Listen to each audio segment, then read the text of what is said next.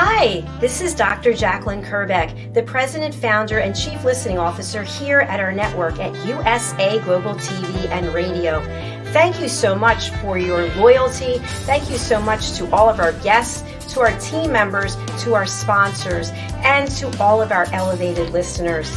Here at USA Global TV and Radio, we provide world-class education, entertainment, hope, and inspiration. We celebrate all of our team members, all of our guests, and all of our sponsors from around the world who come and lead their lives with their hearts to help other people walk into their greatness. If you'd like to be a guest on any of our shows, please go over to our website, usaglobaltv.com, and book your session. Please contact us at info@usaglobaltv.com and subscribe to our channel.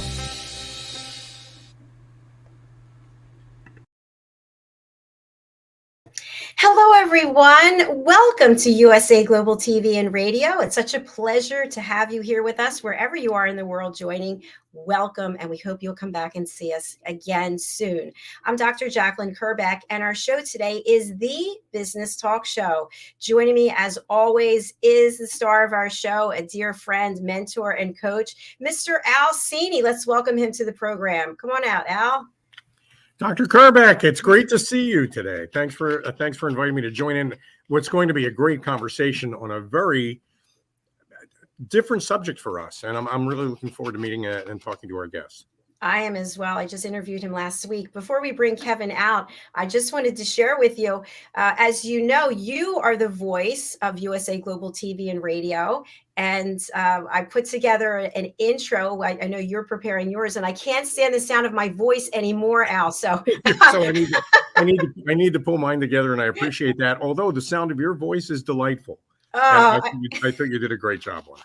I hear it 27 times a week. Like, no, not again. I want Al back. No. Okay. So, Al, I would love for you to share for people who are joining us for the first time about the work that you do. In addition to being on this platform here, you are also on another channel, RVN Television, and that's where you and I met. And you're also an entrepreneur helping people. So do tell us more about that, please.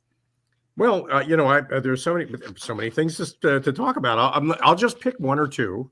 What I do for RVN, among a few things that I do for RVN, I think my favorite is hosting and producing a program called The Advocates, which is about people who make a difference in the world. And often they're people who run not-for-profits or volunteer their time for a not-for-profit or in service to some cause or to a certain community. And those conversations are very enriching. They're very enlightening. They're heartwarming. There's so many great stories, I think, in the world today of people that are making a difference by offering their time. And that's what we love about The Advocates is we get a chance to explore that. So that's on rvntelevision.com. And we make that program every Wednesday morning at 10 a.m. And the prior weeks is streamed every Wednesday morning at 10 a.m. and they're always a great program. So that's The Advocates. But I've also, as part of what I do for a living, we have a team building experience. And I know that today's subject is mental health. And mental health in the workplace is a major issue these days, especially now that we're coming back in a completely different way post-pandemic. I keep saying to people over and over again, if you think that 2023 is about getting back to 2019, then 2020, 2021, and 2022 didn't teach you anything. You didn't learn anything from that. I think what we learned from this pandemic is more impactful than the pandemic itself. And coming back from the pandemic, I think the paradigm has to shift. And I'm anxious to get Kevin's, our guest's, O'Doherty, and he'll correct my pronunciation when he comes out. Really anxious to get his perspective on that. And part of what I do, by the way, is team building, the goal of which is to build healthy, positive workplace experiences for people who really, especially these days, more than ever need it. Because workplace mental wellness, I think, is a major issue in the 21st century. Totally a surprise, I think, and people are paying a lot of attention to it. And I think that's a good thing. Fantastic. Thank you so much for sharing that, Al. I always love when people can get to know our team members and connect. So please do reach out to Al. We just had his contact information up in the comments. Thank you, Doc. Thank you. So we're going to welcome our guest. And I mentioned we interviewed him, I think it was just last week. And I was so excited. I was like a little kid because I think this topic is just so interesting and it Hmm. doesn't get covered as much. It was the first time that we were actually even broaching the subject. Kevin, I'm not going to say his last name right. Oh, Doherty, which I I think guess it's is the, yeah, yeah, we're getting close. we're getting close. He is an expert witness in forensic mental health. He's a psychologist. He's also an author and he is an educator. He's got a number of courses over on Udemy. So let's bring him out and find out what he's up to. Welcome to the program. Hi, thank you so much for having me. Nice to meet you both. Kevin, such a pleasure. Yes, it's wonderful to have you here. So, as you know, we discussed this a little bit before.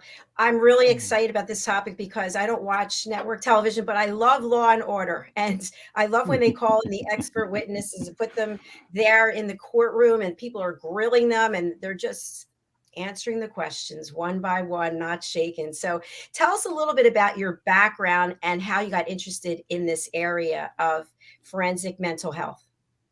Yeah, I've been a psychologist for quite a number of years. And so I've worked in mental health in providing treatment, cognitive behavior therapy in the past, and also managing a team of people providing therapeutic interventions for people with early stage psychosis, for example. Um, I began my interest in being an expert witness purely by chance, really. So we call them solicitors here. You call them lawyers and barristers, lawyers and attorneys in the States. Hmm.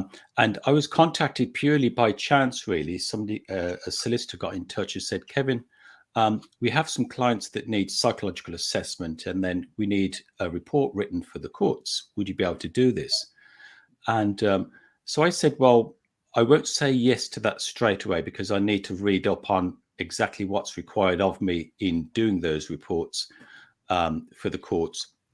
And I need to look up the law on that as well and see what my position would be legally.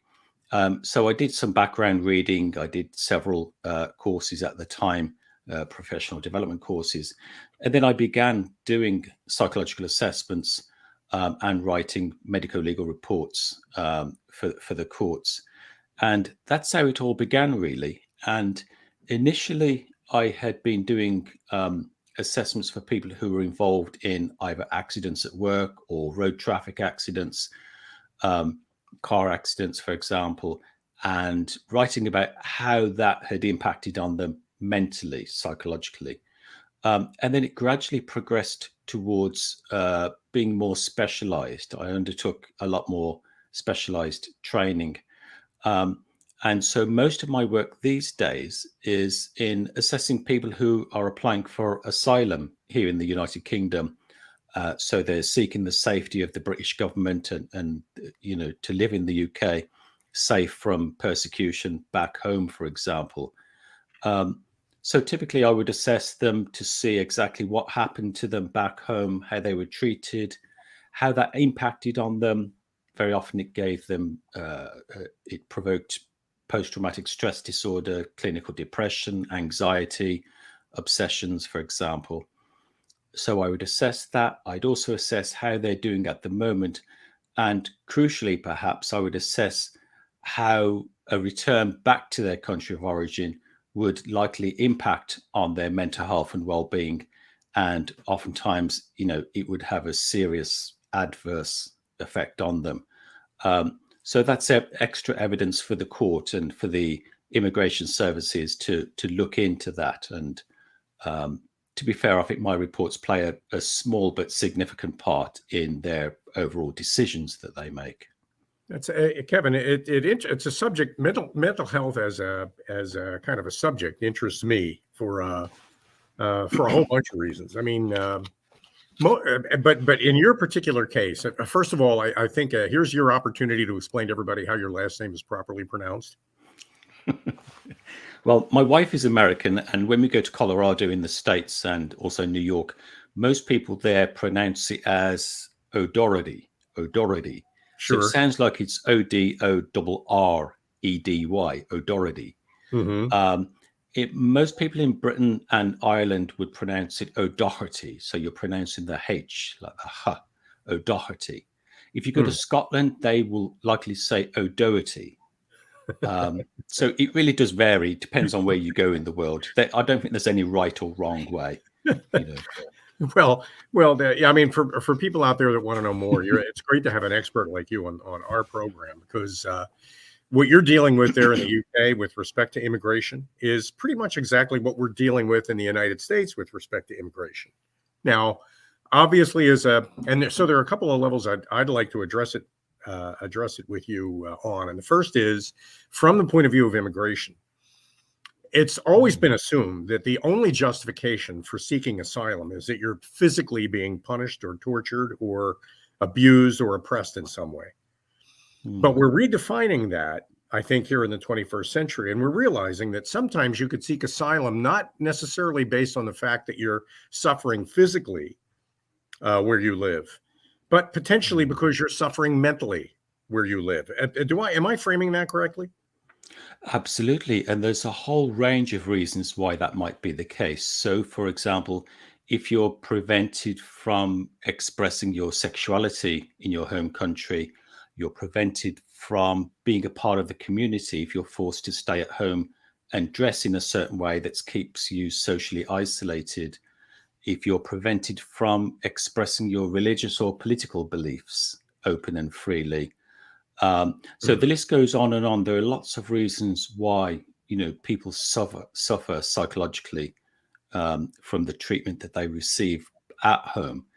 And it doesn't always have to be treatment. It can be just literally prevention. Something or someone is preventing them from living an open and free life.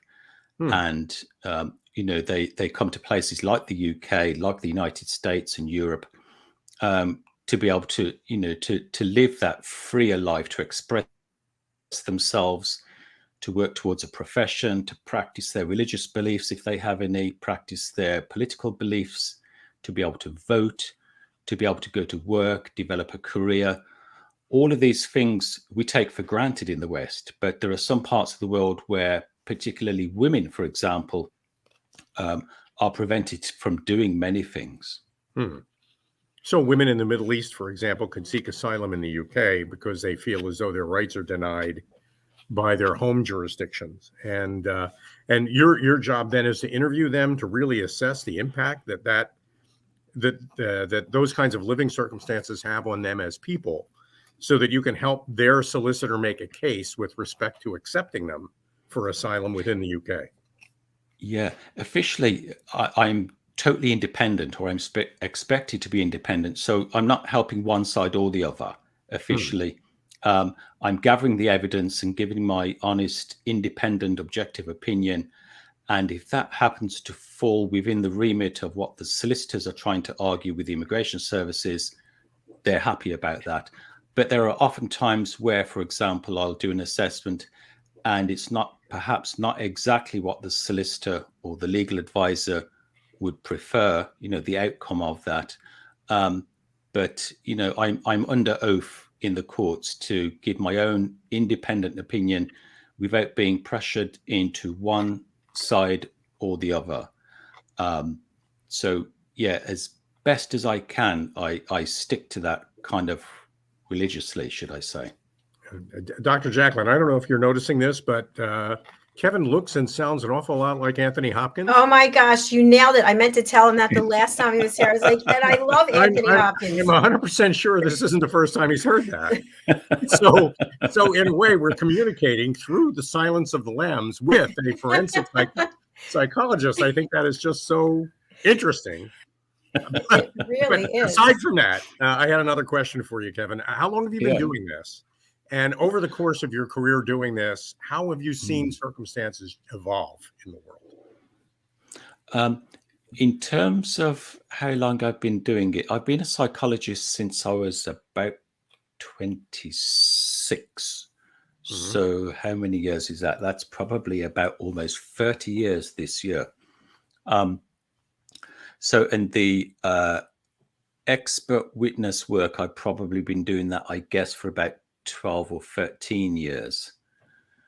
And it's gradually changed. The way that it's changed, I guess, for me, is that it's becoming more and more specialized. So you're expected to have a lot more training and, you know, attend professional development courses these days in immigration law, for example, and the impact of torture and things like this. So it's becoming much more specialized as time goes on. In terms of changes, certainly in the British context, it seems to change whereby for a year or two, I'll be interviewing lots of people from a certain part of the world. Perhaps there's a civil war going on, and then that quietens down or that becomes resolved in a way.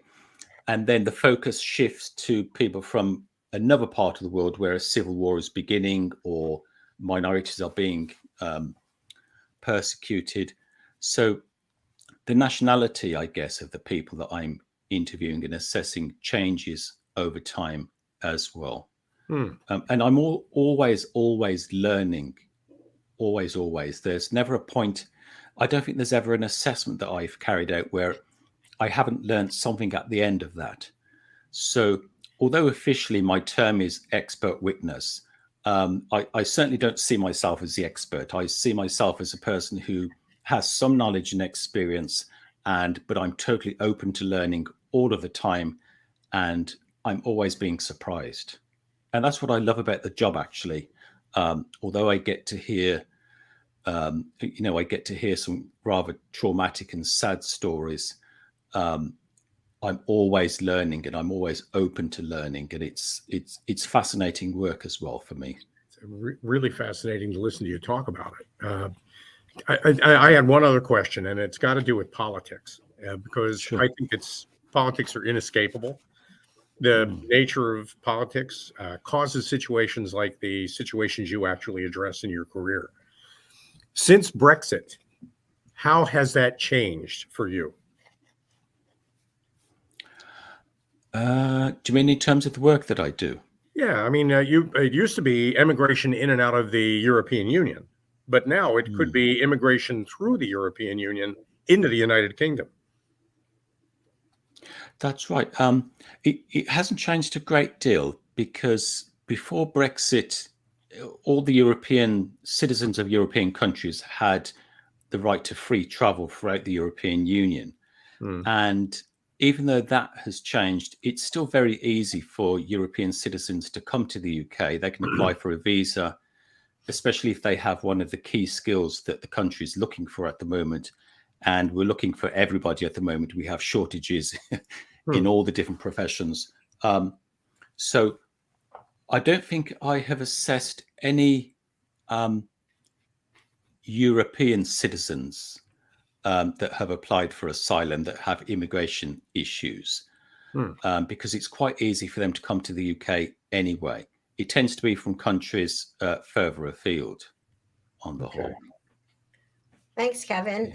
Question I have for you, and we broached this during the last show that we had together, is you're interviewing people in person or virtually, and then when there is a need for a forensic autopsy, you are the person doing that as well. And I remember from what you said before, you don't actually attend a live autopsy. You're looking at information, data, reports, etc. What kinds of things are you looking for, and what are the outcomes of what you find out? Sure. So a psychological autopsy basically is where we have, for example, a physical autopsy where the deceased has died from a cause or a number of causes, and the pathologist will carry out a physical examination of the body to find out what events preceded that person's passing and what events played a part in that person's passing. So they'll do toxicology analysis, for example. With a psychological autopsy, what we're interested in is what events took place in that person's life in the preceding 3 months, 6 months, 12 months that led to them usually taking their own life, so dying by suicide. And so, the physical autopsy in a suicide case will typically be, okay, what drugs did they take? What kind of overdose? How much of the drug did they take? Did they combine it with alcohol? did they harm themselves physically as well? Whereas the psychological autopsy will be a very in-depth analysis of that person. It's like a psychological assessment, but the person, the patient, the client is no longer with us. So we have to dig up the evidence and gather the evidence from other places. So we look at their medical records, for example, over the past few years, see if they've had any treatment for mental health issues. Have they ever been assessed for mental health issues? Did they have a diagnosed mental health disorder? We often interview members of their immediate family. We sometimes talk to employers. We talk to a range of people. We look at toxicology reports. We look at the medicines they were prescribed with. So we gather a detailed map of that person's life. And really what we're doing is we're looking at the narrative. We're looking at the story of events in that person's life that led up to that period where they took their own life. And these psychological autopsies are mostly carried out in cases where the person has taken their own life. They're also carried out in murder-suicides and where mass shootings take place, and then the individual shooter turns the gun on himself or herself. So, yeah, we're interested in the psychological events, the social events that took place in this person's life. And basically, we're trying to find out, why did this person do what they did in the place where they did it and at the time that they did it as well? And when we do psychological autopsies, we can be instructed from a number of different people, sometimes law enforcement, sometimes members of the deceased's family can also instruct us as well. Because lots of people have questions, unanswered questions, after a person has taken their own life. And we won't be able to answer all of those questions, but we can gather all the evidence and do our very best at answering at least a majority of them, I think. So, yeah, and ideally, what comes out of psychological autopsies is a deeper knowledge and understanding. And all the time we're doing research as well. And we're getting to find out what are the key events that tend to take place in a person's life in the preceding 6 months before they decided to take their own life. And again, in psychology, we're always looking for patterns of behavior, patterns of thought, and patterns of feelings as well. That's fascinating, Kevin. Thank you. I have probably 1,000 follow-up questions, but I'll stick with one at the moment. So is there any type of collaboration with the coroner or anyone who's actually looking at the brain and dissecting the brain, in addition to the information that you're gathering, coming together and sharing? Yeah, if we can, we try and get access to as many of the medical reports as we can, including the autopsy and neurological reports as well. So, and then where that is, so for example, if I do a psychological autopsy, I gather this evidence, but I have to be careful not to step beyond the bounds of my own professional knowledge and awareness and expertise and start talking about, the structures of the brain.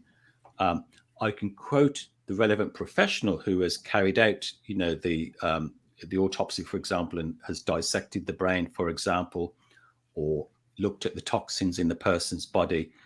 I can quote those experts because they're the experts and I'm not in those particular fields. But I have to be careful. It's a bit of a minefield. And I think last time we spoke, I was saying that when I give evidence in court, it's always when I know that I have rigidly stuck to my own professional field of expertise that I can confidently comment on. So does that answer the question? It does. Yes. Thank you. One more question, then I'll go over to Al. I would think that many times there might be an acute interest if someone has died by suicide for insurance purposes. So if a family member is trying to get the insurance policy payment, somebody like you would be called in to evaluate how the person actually died, right? Yeah, absolutely.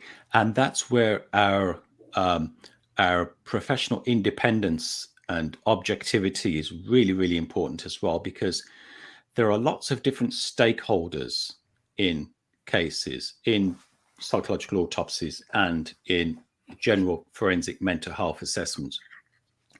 There are several different stakeholders who would like me to report from a certain standpoint, and sometimes once in a while might try and pressurize me into giving a certain opinion. But I have to be very forthright and very firm on that and say, no, look, my opinion is independent, it's objective, it's based on the evidence as I see it, and I won't be swayed in that. And that can be difficult sometimes to stick to that, but I always have stuck to that. And the rewards pay off in the longer term, because whenever I am instructed by some large law firms, it's usually on recommendation from some of the smaller law firms who I hope will say, this Kevin O'Doherty, he's straight down the line. He tells it as he sees it. He won't be swayed. He's confident in his opinions. He does his homework, and he never strays beyond what he should be talking about. So it's really, really important for psychologists to maintain that independence. Thank you. Kevin, in your contact information, there are a couple of websites, calibergold.com and cgforensicmentalhealth.com. Maybe you can explain to people watching and listening how you're connected with those organizations and who should reach out to you for help. Sure. So both the websites belong to our company, which is Caliber Gold Limited. It's a limited company here in England and Wales. And there's quite a bit of overlap, fortunately or unfortunately, I'm not sure, but there's quite a bit of overlap actually between those two websites.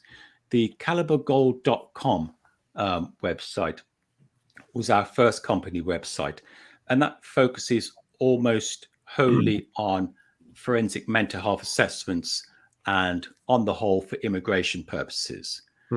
Whereas the later website, cgforensicmentalhealth.com, is a bit more diverse. It has a section on there about psychological autopsies and individual psychological consultancy.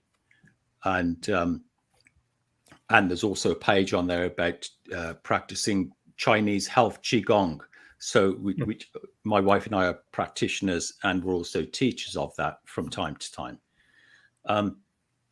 So two kind of overlapping websites, and the second website, CG Forensic Mental Health, is a bit more kind of diverse. I think it needs a bit of work on it, to be honest, to make it more clear to people.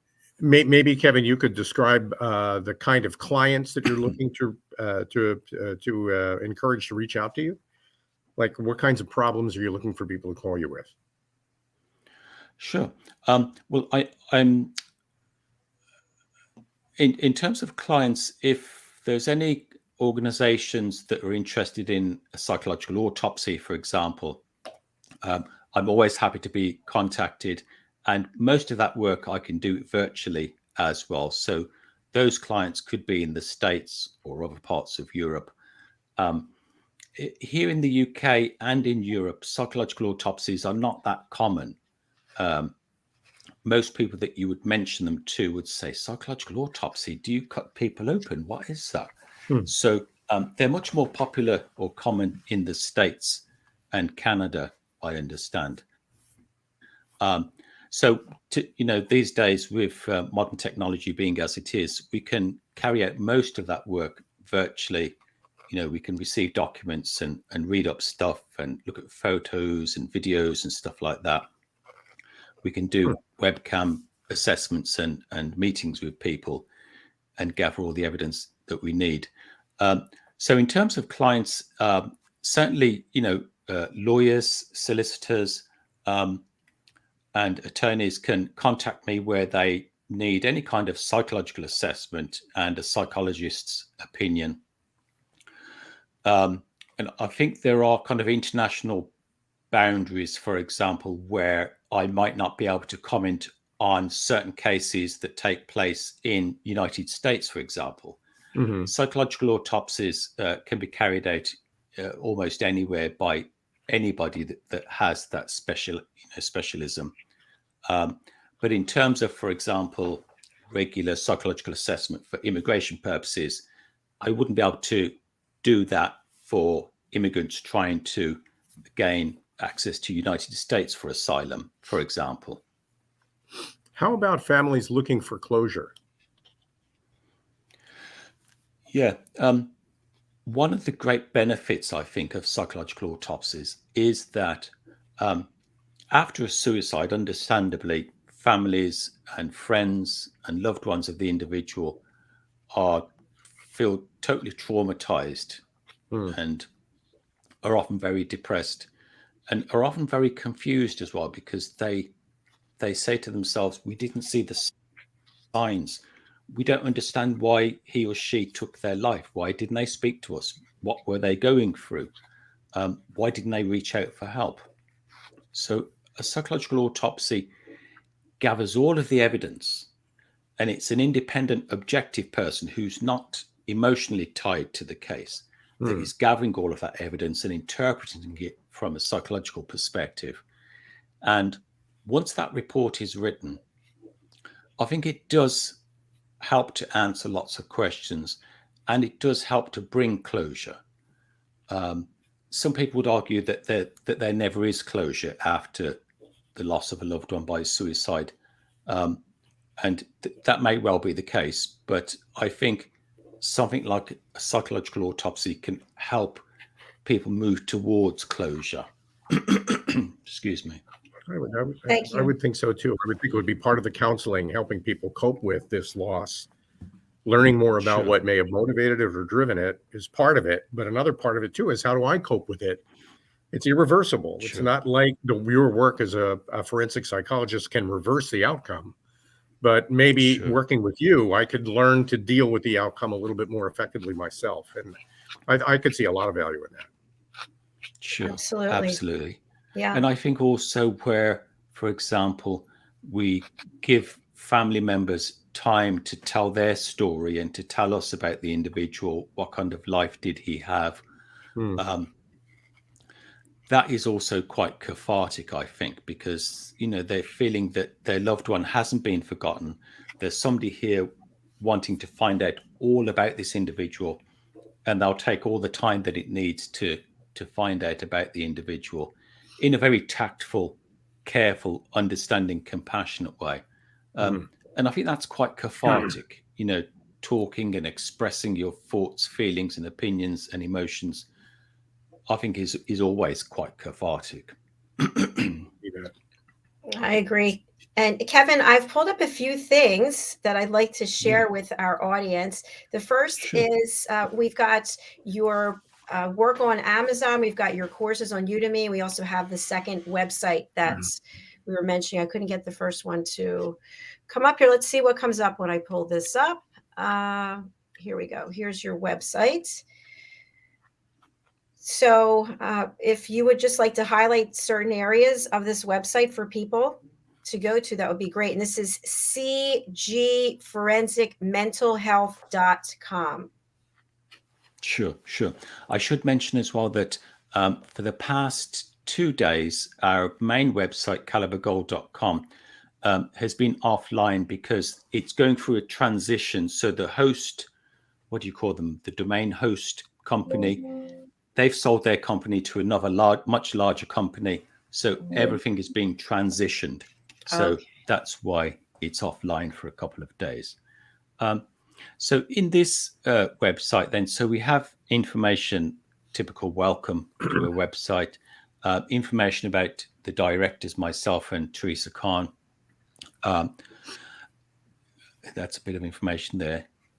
I'm about 15 years younger there. I must change that photo of me to make it more up to date. It's not very honest. And truthful, is it? But anyway, it's Hmm. it's how I feel that counts, I guess, rather than how Yes, I it look. is. Yes, it is. Yes, exactly. The psychological concierge it is again it's psychological consultancy for individuals or companies, for example, that want to have frequent access to a psychologist. And some of the people that I've been contacted by in the past, and they've requested psychological concierge, is, for example, people who perhaps have a family member who is newly diagnosed with a severe and enduring mental health issue, and the family don't really know what this means and how to support that individual. What are the various medicines available that can be prescribed? What kind of therapies are useful and effective for this disorder? So the psychological concierge, I put that in there because quite a number of people from time to time will contact me and say, could you help support us, myself or ourselves, the family, over the next 6 months or so, frequently on a weekly basis, and also where they can just call me and run things through with me and get advice and stuff. So that's psychological concierge. Again, I think that's much more common in United States, I understand, than it is here in the UK. And Kevin, can you work with people in the United States or all around the world?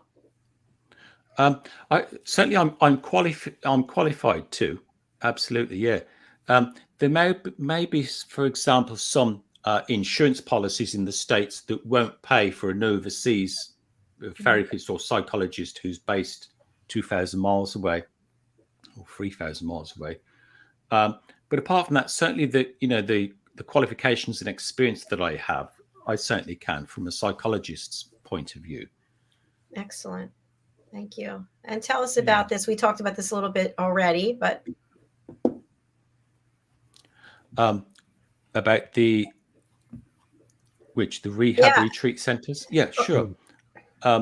So my wife and I, we do quite a bit of traveling, and we've spent time living in southern Spain, for example, and a number of retreat and rehab centers in Spain got in touch with me for some consultancy to talk about perhaps how best they can assess their clients for mental health issues at the point of referral. So I've done consultancy work for them. And again, it's like much of my work, it's as and when I'm contacted, I do my best to help out and to provide the service required within my kind of area. And alongside that, I can refer people to these rehab centers if they have, for example, addictions of one kind or another.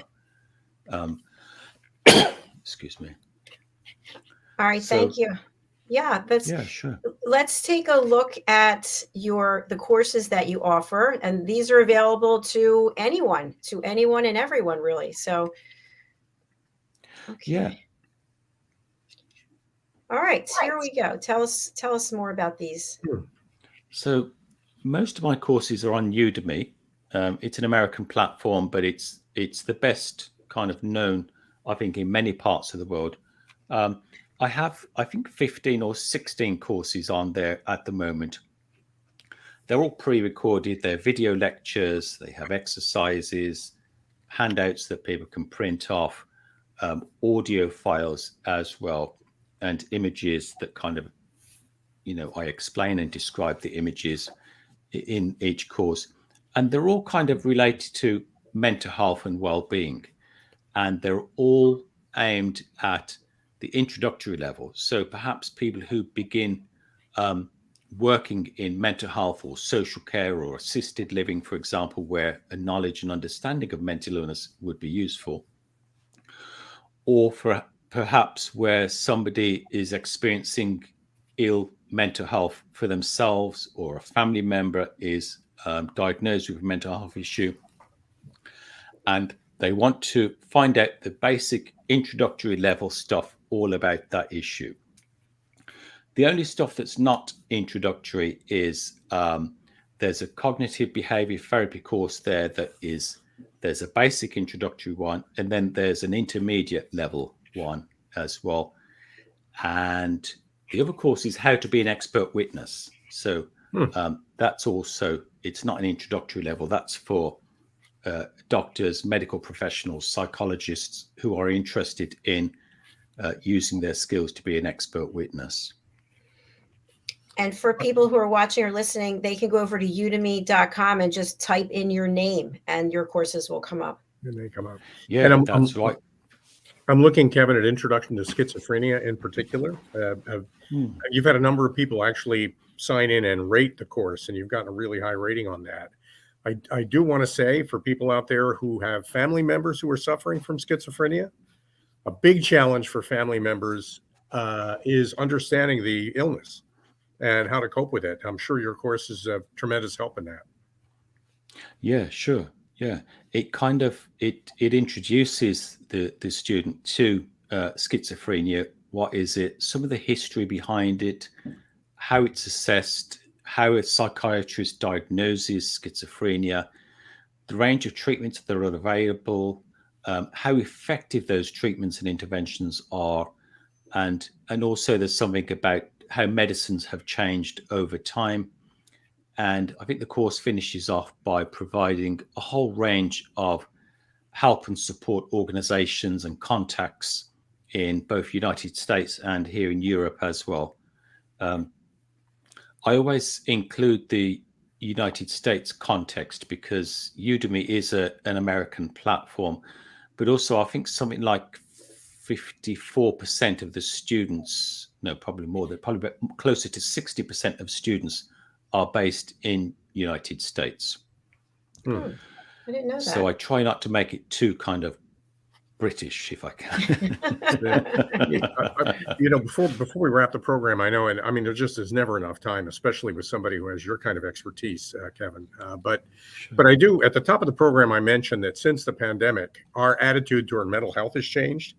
That whole idea that, let's say in 2018, if you had a mental health problem, well, it's not really a disease. Suck it up, learn to live with it, go back to work. If there's anything that COVID did for us, it's exposing the fact that an awful lot of people were suffering with serious mental health problems before the pandemic. And the pandemic has given us permission and maybe made us more aware of the fact that these are conditions that should have been treated decades ago. And now all of a sudden, I think are within the realm of within the purview of treatment, and especially and in particular in the workplace, which is, I almost hate to say it this way, but it's almost like a suicide petri dish.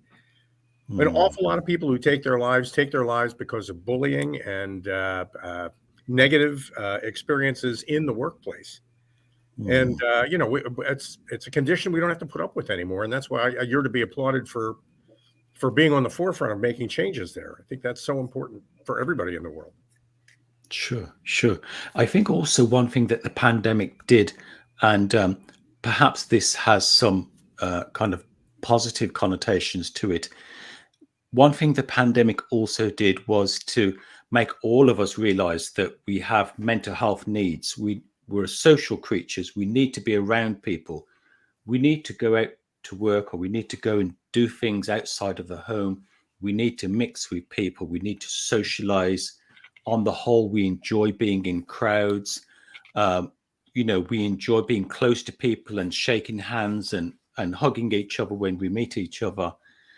The pandemic changed all of that, hopefully not forever, but it made all of us realize actually how fragile mental health and well-being can be. And mental illness can touch all of us. Once even the most, I don't like to say sturdy because we're all sturdy or hardy in one way or another, but once we become socially isolated during lockdowns, for example, even people with no prior history of mental health issues begin to suffer. Loneliness, social isolation, depression, worry about the future, worry about when will this pandemic end. And that has touched so many people. It really has. So it's kind of opened up mental health issues to the wider society, whereas perhaps before many of us would think, well, I'm not mentally ill, I don't have mental health issues, but some other people or some other group do. And I think the pandemic changed that. It democratized, in a sense, mental illness. Yeah, that's a great point. Thank you. Sure. And Kevin, we're going to have you back hopefully on the Corner Bookstore so we can talk about your work as an author. I'd love to. Definitely. Fantastic. Sure. All right. So, well, we need to close up. We have another show right after this. Kevin, you have been a phenomenal guest once again. Things that we can learn from you. So I look forward to having you back on any of our programs, especially the Corner Bookstore. Oh, thank you so much. It's always a two-way process. I'm learning as well all of the time. I really am. Thank you both. Great meeting you, Kevin. Thank you again. You too. All right. We look forward to seeing you again in the future. Bye for now. Bye-bye. Bye. Bye-bye. Bye. Al, what a great show today. It was out of the ordinary, and in an area that I think is very undercovered. It's just not talked about enough. And I mean, the opportunity we have, the opportunity within your community to find experts like Kevin and shine the spotlight on them so that we can all learn from what they know and what their experiences have to offer. I think you're to be congratulated for that, Dr. Jacalyn. Well, thank you. I appreciate it. I have to congratulate Kevin. I forgot to ask him how he found us, but he reached out, and I'm so glad that he did. No, me too. So, Al, our next show is coming up. It's Talking Heads, and Caroline Hewitt, our expert, she's going to be discussing struggling with imposter syndrome. So I'm looking forward to that one as well. Excellent. Before we go, though, Al, tell people how they can reach out to you and who you would like to contact you. If you're thinking about scheduling a Zoom meeting for your team and you're not sure what to talk about, and a lot of people are in that situation, we have a team building experience that we call ProFit for Teams. It's designed to pull the members of a team together around the purpose that they universally serve. And unlike typical team building events, it's that are one and done and really intended mostly to entertain. This team building event is designed to create a turning point in the trajectory of a team to move it forward. I mean, it's not just about fixing broken teams. It's also about taking terrific teams and making them even better. There's a higher level of performance out there that all of your people can contribute to, and we help you find a path to create the path to that, and then follow that path to it. So that's ProFit for Teams, and I can be reached at 212-480-3730, or you can email me at al.cini at getbcat.com, and happy to talk to anybody about it. And Al, if people are interested in being interviewed by you on RVN Television, how do they do that? Easiest way to do that is to call me. Reach out. You call me on my cell, 609-238-5070. Happy to line up an interview for the Advocates or CEO Chat or any one of a number of other programs. So please, by all means, reach out. All right. Thank you so much, Al. Great seeing you again. Thank you, Dr. Jacalyn. Take care. Bye. Bye-bye.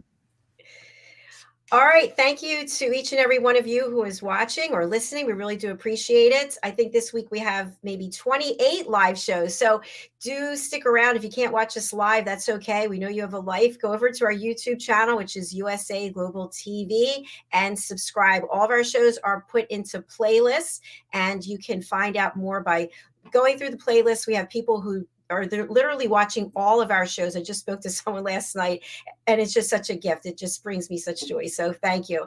That's all for now. We'll be back in less than 10 minutes. We'll see you then. Thanks for being with us. Bye.